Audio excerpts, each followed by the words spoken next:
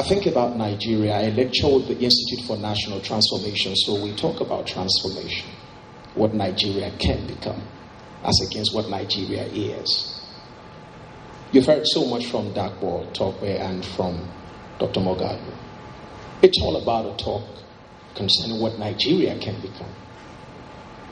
While we look at the big picture concerning what Nigeria can become, how about looking at what Nigerians can become?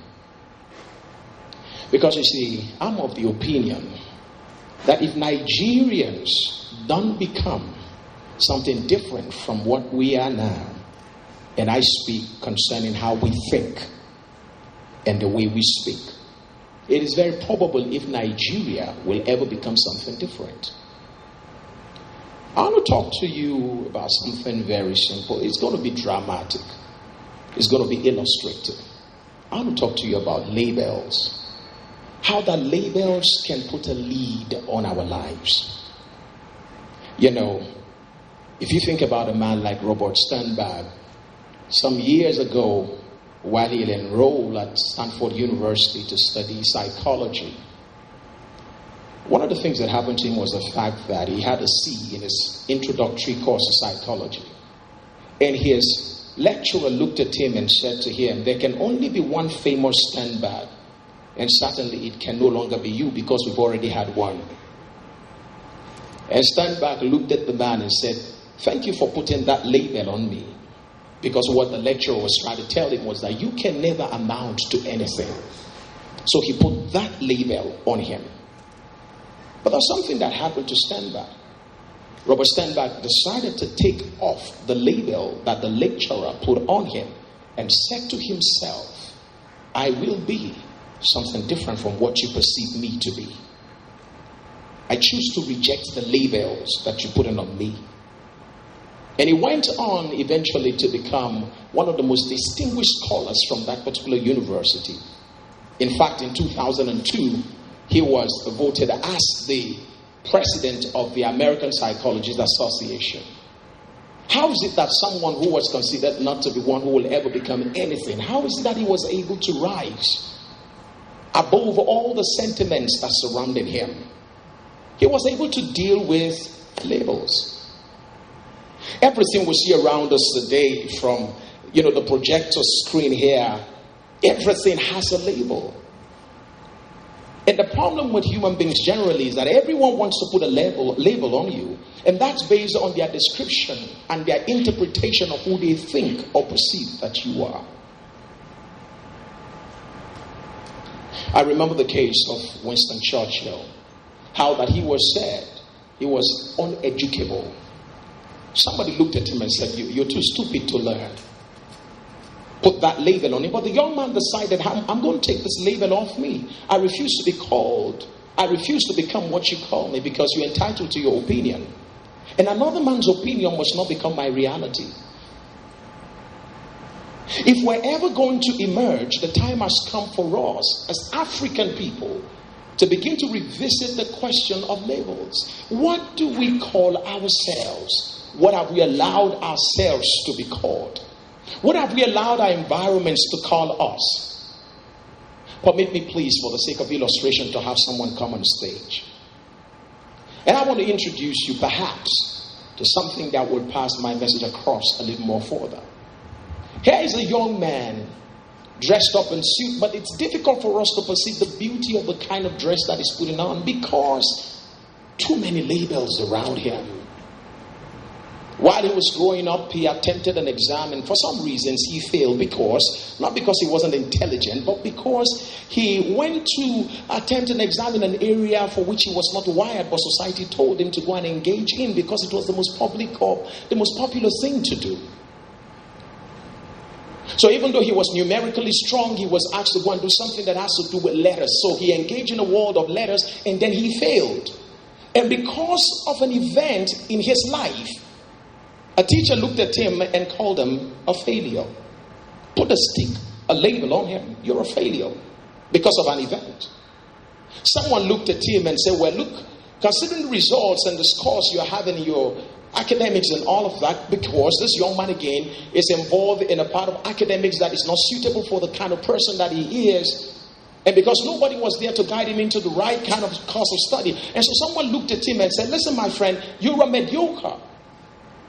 Labels, as it kept on growing, someone met him Sunday, said, listen, Sunday, and told him, he said, listen, you're a third world person. You're from the third world. Someone put a label on him. Someone looked at him and said, you're a disgrace to our family. His father said that to him. Someone looked at him, and like doctor said, someone looked at him and said, you're a consumer. You can produce anything because you're just nothing but a consumer. You consume iPhones, you consume iPads, you consume, what don't you consume? Even toothpicks. You consume everything. So you're a consumer. Someone eventually looked at them and said, listen, you're useless. You see, the words are many, the labels are just innumerable. Seated right in my audience here are intelligent, gifted, and very powerful people who can bring about major shifts and changes in our society. But you see, it's difficult for us to emerge out of the shells that people have used to confine us, considering the kind of labels that they've used to put on us. And so that has restricted us from unlocking our creative potentials. But you see, the time has come. If Nigeria will ever emerge, the time has come for you, starting with me. The time has come for us all to begin to address the questions and the issues of labels. First of all, what do I call myself? Maybe I should ask a better question. How do you see yourself?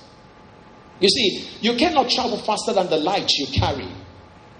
The reality of life is that, you see, perception governs reality, they say. How do you perceive yourself? I was in Washington, D.C., and special regards to the United States government who chose me to represent this country in 2010 as an IVLP. And I was opportune to go to Washington, D.C. One of my colleagues is here who was a fourth person that went after me. He just left, just walked out of this meeting. And I was at Washington, D.C., and we went to the Washington Space Museum. Fantastic place to visit. And I saw all the aircrafts that have ever been built from the Wright brothers and the rest of that. And guess who and who were coming to see all these young kids, little children from America, from all over the states in America, coming to see what their parents did with limited resources. You see, all of that was to show these young people that if your fathers with limited resources could achieve all of this, then that must be the benchmark for your own creative potentials to begin to tap into. My question to myself when I saw all of that is, where do I go to in my country to see what my fathers in this country have achieved? Is there a museum that I can go to go see something? A collection of great things, innovations, creative things that can inspire me. You see, we look at our kids and we call them mediocres. We call them so many other things ugly. We look at our kids, we look at people and we say, you're from a poor family, you're a poor person. It's so bad that when a young man sees a lady he loves and then he comes to another family and says, I love your daughter. The next thing they ask him is, how wealthy are you? What family background do you come from? Love is out of the equation. The issue is if you're from a poor family, you can marry our daughter. Too many labels. And people here listening to me, yours may not be any of the ones that I've mentioned, but you're struggling with a label. Something that came with you from your history, from your childhood. Something that you grew up with through your teenagers and perhaps right now through adolescence and adulthood. You're still struggling with some things.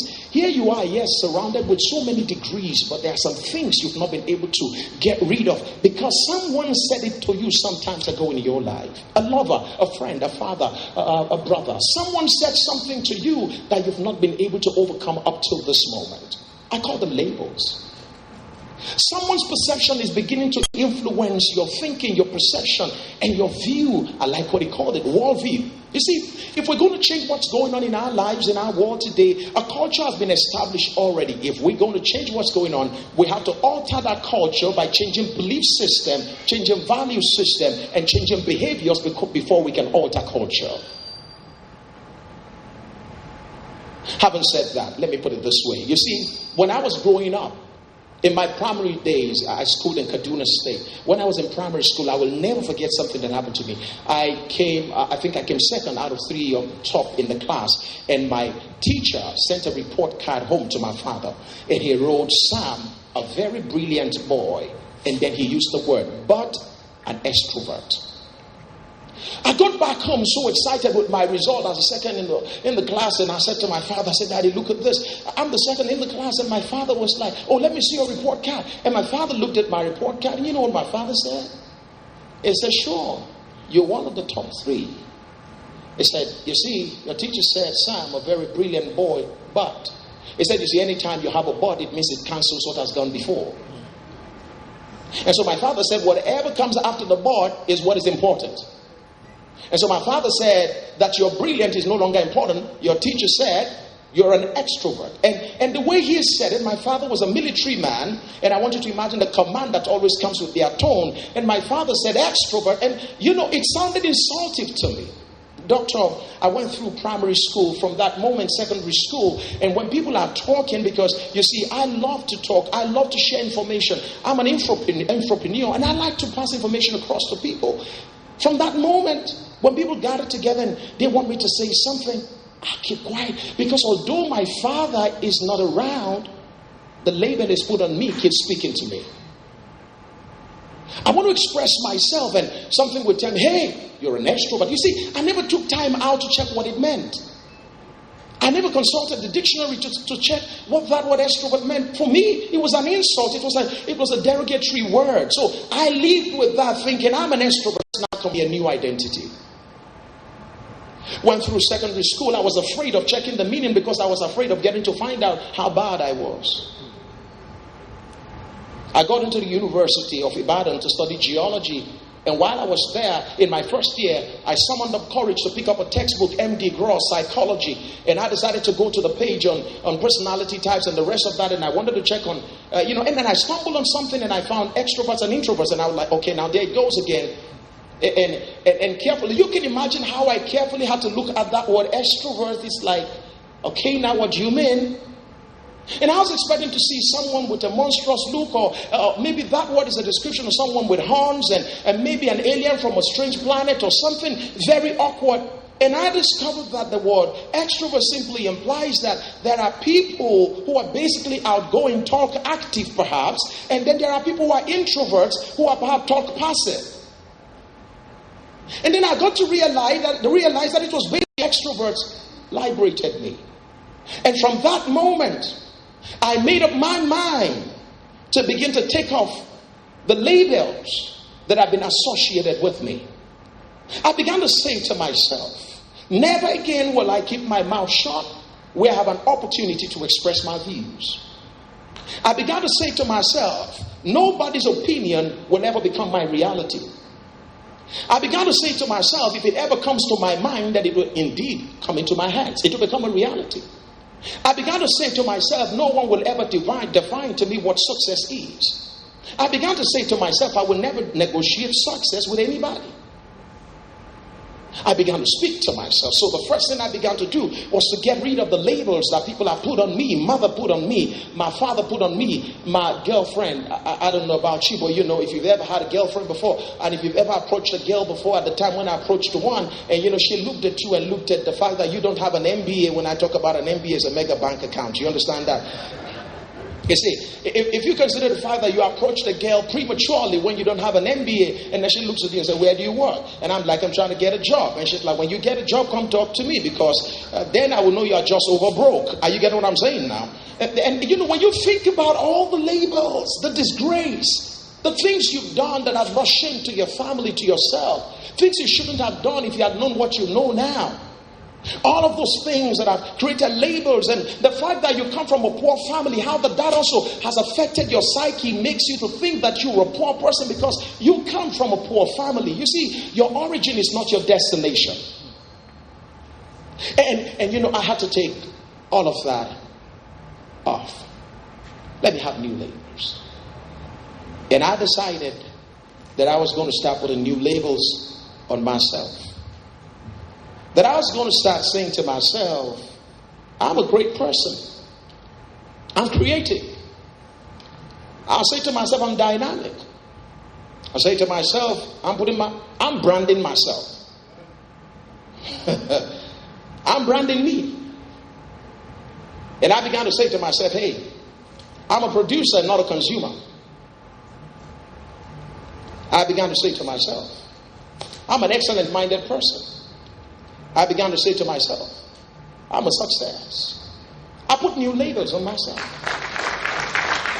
You see, the point is that it doesn't cost you anything to put a new label on yourself.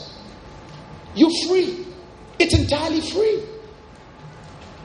You see, you tell the world how to relate to you. And you see, if you don't tell them who you are, they will soon put a label on you. It's time to begin to market yourself to the world and tell them what you have to offer. It's time for Nigeria to get rid of the labels that have now formed what Nigeria is in the opinion of other people or in the perception of other people. Once we show up in some places, people have a perception of who we are. Because we're not telling the world who we are. We're not marketing ourselves enough. We were flying from Florida to San Jose and we had to go through Atlanta airport. And once we got there, the U.S. Department agents who were with us said to me, one of them said to me, said, Sam, you watch how they're going to treat you at this airport. And I said, you know what, sir? I would like to see how Nigerians are being treated. So you stay away from me and let me see how Nigerians are being treated. And I got to the immigration and, the border control. And the lady said, can I see your passport? And I gave her my passport. And as soon as I gave her my passport, she looked at it and the next thing she saw was Nigeria. It was a Nigerian passport. And she did this. I saw it was a Nigerian hair. And I was smiling. And the next thing I saw was an elderly man who walked up to me and said, sorry, sir, can you follow me? I gladly followed after him. And the next thing he did was, please, can you raise your hands? Can you do this? Can you do all of that? Can you bring your bags? Can we check everything? I allowed him to do everything. And when it was done, he said, please, you're free to go. I said, sir, I won't go now. I said, you dismantled my bags. I'd like you to please put them back together. Oh, he said, I'm so sorry. I'll do that for you. And he put everything back and I asked him a question. I said, sir, what's the special treatment? Why are we being treated this way? You know what he said to me? He said, I think it's important that your lawmakers should take this matter up so that they can change the perception that we have about you here in America. Your lawmakers must take that responsibility on. Labels. Once you show up somewhere you want to get a job, people already have labels they put on you.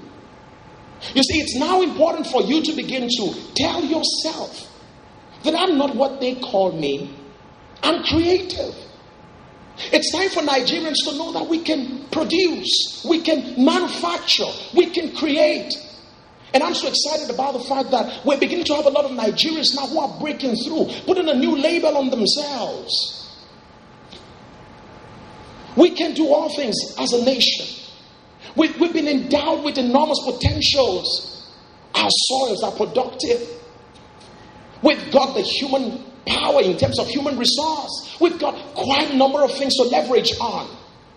You see, but until we get rid of the labels that we've accepted, both from our parents, our peers, from the environment itself, until we get rid of those peers, of those labels, it might be very difficult for us to go very far.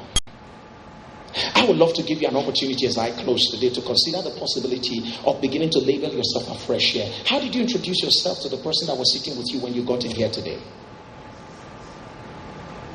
What did you say to the person? I am so, and I can do this, or I do this.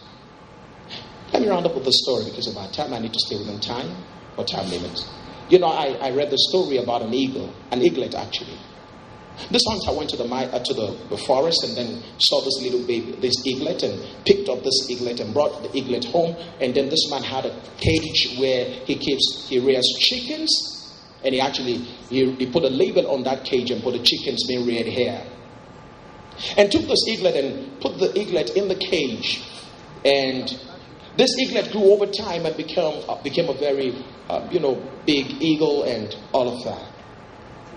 But one day, so the eagle kept on living like a chicken. One day the eagle saw another eagle from the forest, came close to the environment. And when he saw that eagle, he noticed that they looked alike. And the next thing he noted was that the eagle reached out for a little, like a lamb, and picked the lamb up and flew with this lamb. And this eagle looked at itself and was like, I've got everything that's got. I have what that has. What am I doing here? I've got wings to show just like it's got wings. How is it that I'm feeding on what chickens feed on when this one is going for big lambs? And then this eagle began to flutter within the nest, within the cage, just try to fly out. Eventually, the hunter knew that the season has come for this eagle to get out of the cage. And the hunter opened up the cage and allowed the eagle to fly. But the first thing that the eagle did was to look into the sun and then fly towards the sun. Nigerians, we may have been encaged for a long time as chickens in the cage. The reality is that we are eagles. And it's time for you to begin to consider the height and the altitude that you are destined to fly at. It's time for you to give up the identity and the labels that you have lived with up till now. You're a failure. The truth is you're not. You can't achieve anything. The truth is that you can. Locked up on the inside of you are enormous potentials that the world is yet to celebrate. You came into this world crying. You must leave this world and allow the world to cry at your departure. Life is not about duration. Life is about donation of impact. You will be remembered not for the houses you build or the cars you have, but for the impact that you made. The reality is there are 10,000 people who are waiting to be impacted by you. But they will not be until you get rid of the labels that have controlled your perception, affected your mindset, and have limited your actions. Thank you so very much.